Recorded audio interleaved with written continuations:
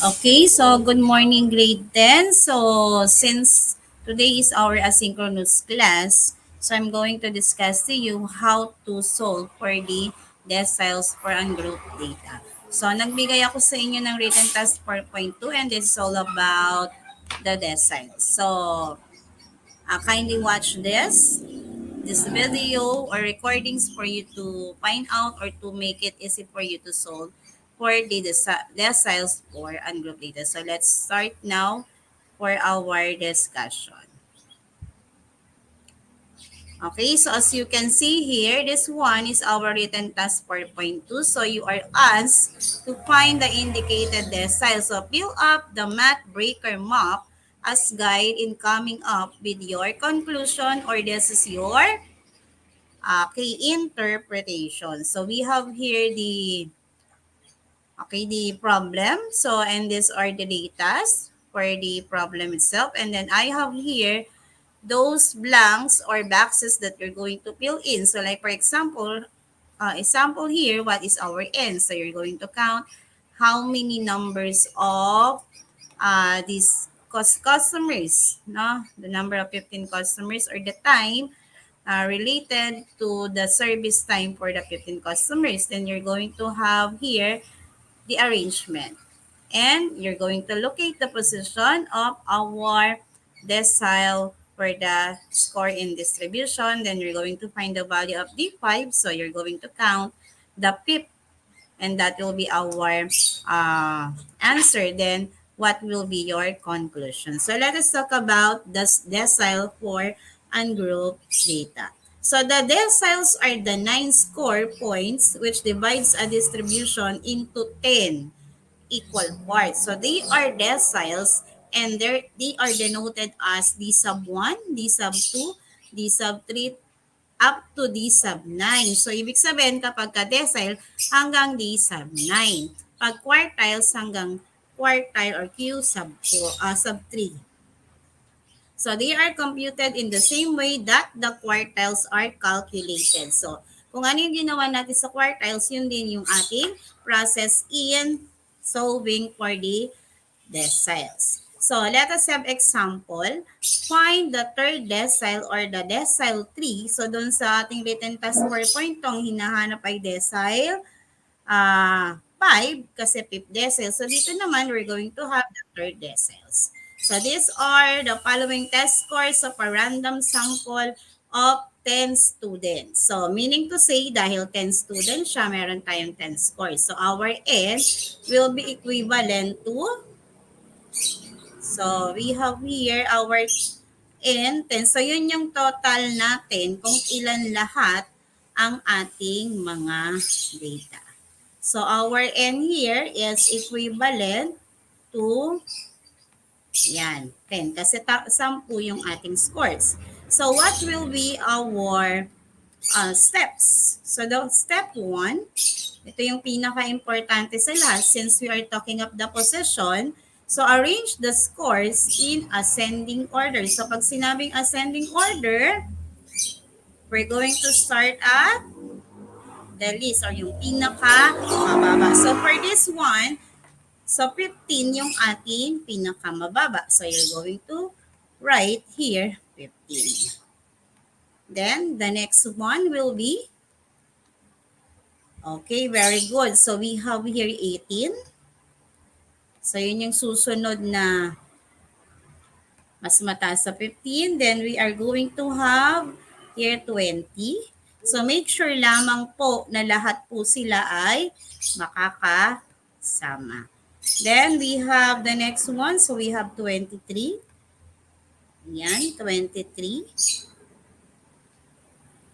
On, we have here, ano susunod sa 23? So, we will have 28. So, dahil dalawa yung 28 dyan, so isusulat mo siya ng dalawang beses. Okay, ganun po iyon ha. So, hindi porke 28, hindi mo nalalagay. Okay, so next, susunod sa 28 ay, yes, 33. Yan, so 33 na po tayo. And then next one to 33 is 35. Lagay na natin doon. So, sumobra na tayo pero okay lang yan.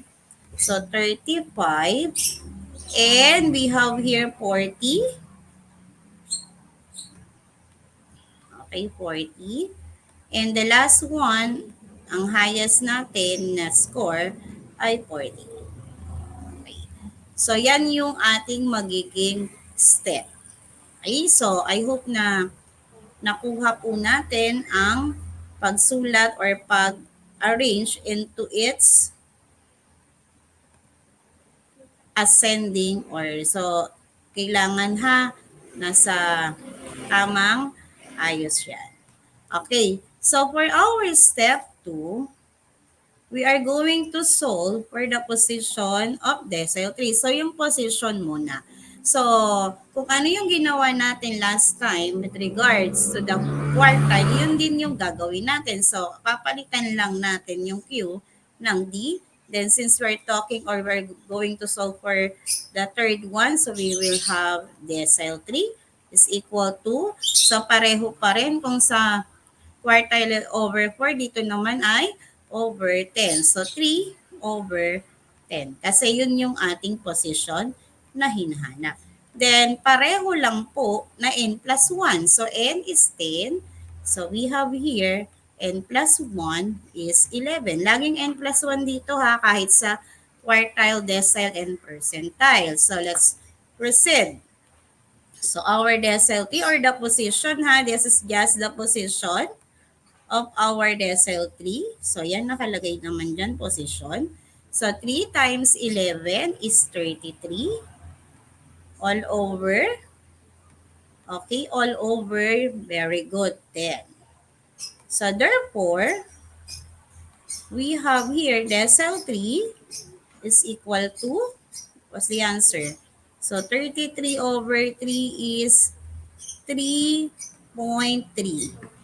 So, this is now equivalent also, okay, to, this is the same or equivalent to 3. So, we are now on our third position. So, ibig sabihin po, ang decile 3 ay nasa third position. So, bibilangin po natin kung nasaan ang third. So, this is the first, the second. So, this is our decile 3. So, therefore, ang decile 3 po natin is equivalent to 20.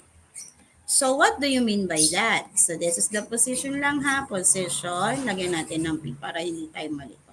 So, position of decile 3.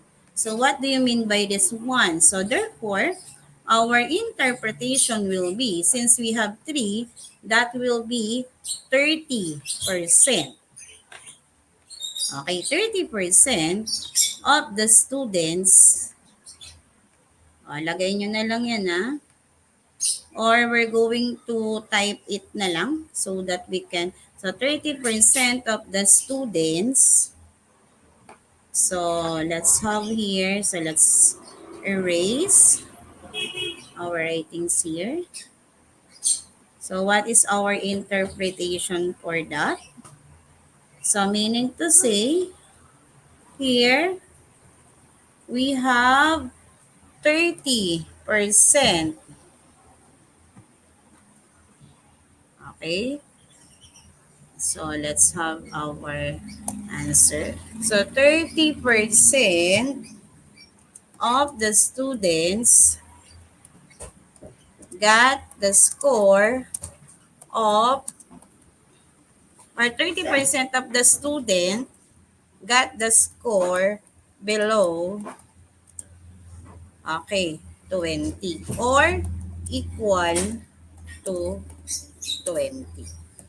Or kaya on the other hand, we have 70% of the students got the score higher than 20. So that will be your interpretation for the decile. So I hope na kaya nang sagutin ang inyong written task 4.2 on our asynchronous class. So that's it.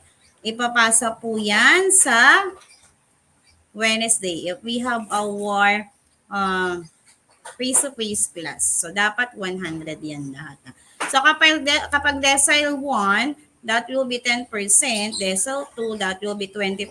Decile 3, 30, up to the 90% when we talk of decile. So, that's it. Thank you and good day, everyone.